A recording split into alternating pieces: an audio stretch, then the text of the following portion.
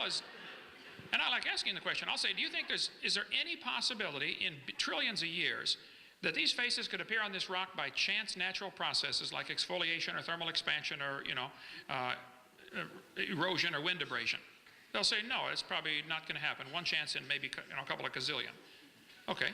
And yet, they think that George Washington himself, with 50 trillion cells in his complex body, happened by chance. Well, you're welcome to believe that, but that's not logical and it's not science. It's pure religion, and you just simply admit that. So they're always avoiding the design argument. In the textbooks, they say plants are adapted to their environment. Gills are an adaptation to living in water. Well, how did they adapt before? How did they live before they adapted the gills? Oh, for millions of years, they all died. None of them lived. Yeah. They don't use the word design because textbooks avoid using the word design because that automatically leads to the logical conclusion, hey, who's the designer? Okay? My watch holds 300 phone numbers. It's a calculator, stopwatch, alarm clock, and a countdown timer. It does not tell time. I have to look at it. But there had to be a designer. You don't have to meet the designer to believe he exists. The creation is proof there was a creator. People say, where's the evidence for God? I say, do you have to light a candle to see the sun? I mean, look around. How you can study biology and not see an incredible amount of design from the molecular level, through the cellular level, through the tissue, organ level, through the entire structure, through the interrelationship of symbiosis relationships, through the universe, the planets, going around the sun, and the incredible mathematics behind all this. Most of the great scientists of the first few hundred years of science were creationists looking for some way to figure out the mind of the designer. Science ought to bring us to the creator. It's obvious. I see design, I conclude designer. I think it is totally illogical to walk through the woods and find a painting and say, I can't see the painter, so he doesn't exist. And that's what evolutionists are doing.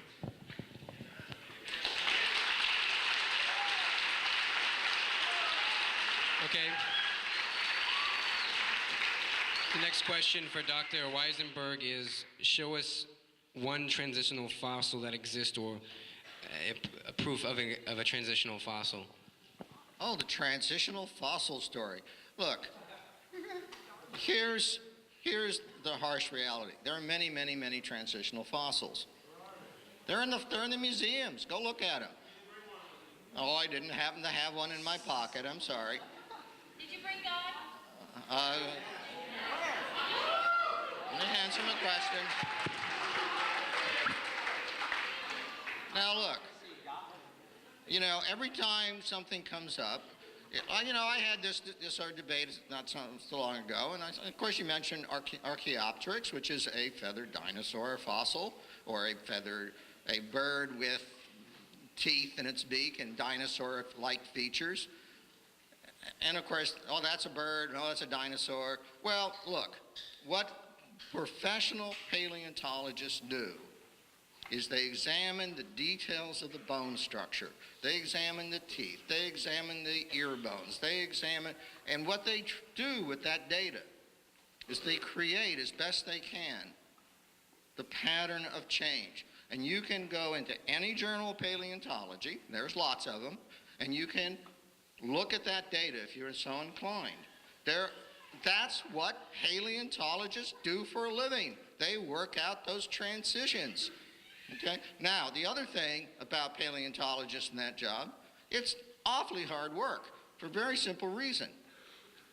When these events happen, the transitions happen, evolutionary theory tells us it happens in a very small population. It's the only possible way it could happen. All right? So there are some mutations, there's some combination of mutations in a small population, proves the fitness. The chances of finding those fossils are, in fact, it's hard, but they do find them. There are millions of them.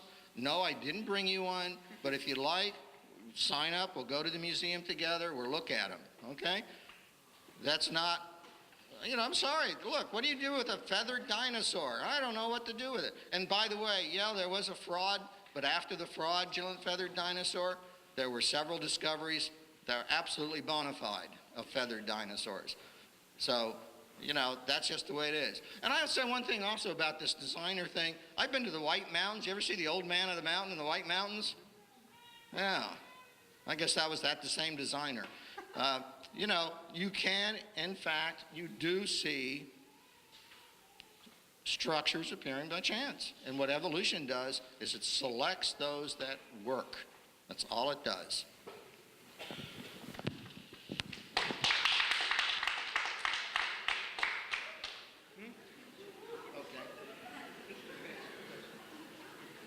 Okay. Well, what we're gonna do is we're gonna change it a little bit. We're gonna let them answer the question. Also, going to let the other speaker rebut their answer to the question just a minute or two after the question is asked. How do you explain the formation of granites within a creation time frame? How do I explain the formation of granites? I'm not sure that anyone has been able to demonstrate the granite formation. I know that if you melt granite and then let it cool back down, it does not reform into granite. There have been quite a few studies on granite. I think it's interesting to see that in granite we find some pretty amazing things called radiopolonium halos. If I had a second, I would get to that. But these radiopolonium halos, Robert Gentry was one of the world's experts on the disposal of radioactive waste. He worked at Oak Ridge Laboratories in Knoxville, Tennessee area there. And let's see, I think it's right here, okay. Radiopolonium halos. I have over 5,000 pictures in PowerPoint, so it would help if you would ask the questions in the same order that I have the answers. Okay? Be a little quicker anyway. There's polonium halos on here. Halos. Was the Earth a hot molten mass? There you go. Okay, good. Granites are a very interesting rock. Robert Gentry did quite a collection, has quite a huge collection. Actually, I've been to his laboratory in Tennessee. The Bible says pretty clearly the earth was created and it was underwater, which means it was never a hot molten mass, whereas the evolution theory teaches the earth was hot, a hot molten mass, and it slowly cooled down. These are clearly contradictory. Somebody is obviously wrong. Either the earth was hot or the earth was never hot, a hot molten mass anyway on the surface. Robert Gentry's website is halos.com if you want to get all the details on that. In the laboratory, under the microscope, they've discovered, looking at granites, they see all sorts of little radiopolonium halos, which is kind of like a hand grenade going off in a huge block of jello would produce a ring, a halo, that would, the fragments would be suspended in the jello. Of course, we don't see this in water because the fragments fall apart. We don't see the 4th of July fireworks make their ring and then stay there in the air because they all fall down. But in granite, we find these polonium halos indicating the rock was never a hot molten mass because these halos would have flowed away. Polonium has a very short half-life, anywhere from 64 thousandths of a second to 2 minutes, I think. So the existence of these halos is really a mystery to those who believe the rock was a hot molten mass.